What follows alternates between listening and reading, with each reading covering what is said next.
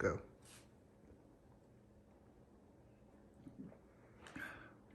Good morning. I remember Christmases years ago when my kids were little. We would come home from church on Christmas Eve and we would put together their toys, whatever they were, oftentimes things like bicycles and so forth. And now the kids, they get different gifts now that they're older. But we have grandchildren now and they like to get toys.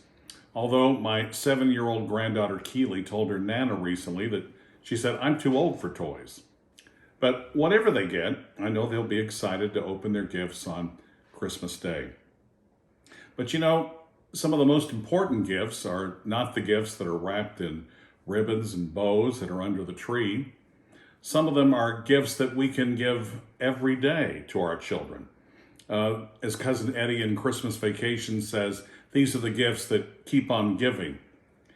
Rose Fitzgerald Kennedy wrote an essay several years ago called "The Real Gifts That Parents Can Give to Their Children." And she said these are the gifts of principles and values. This week we light the candle of faith on this fourth week of Advent. And Rose Fitzgerald Kennedy, who was the mother of course, President John Kennedy and Senator Ted Kennedy, she wrote that perhaps the most important gift that we can give to our kids is the gift of faith. It is the gift that allows our children to know where they come from, who is the God that made them, the God that directs their steps, and the God that promises never to abandon them. Rose Kennedy also said there are other gifts that we give to our children. There is the gift of enthusiasm for life. A third gift is the gift of service to others. Of course, the Kennedy family had a long history of service to others, to their country, and within their community even more, gifts involving the Special Olympics and the mental illness. Of course, on Christmas Day, the most important gift we celebrate is the gift of the birth of the Christ child.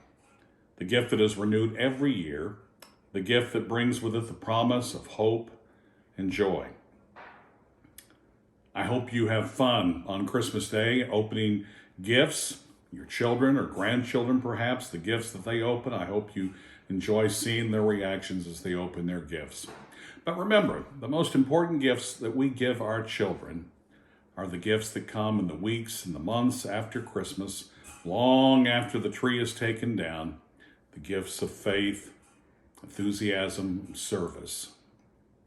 I hope you and your family have a Merry Christmas.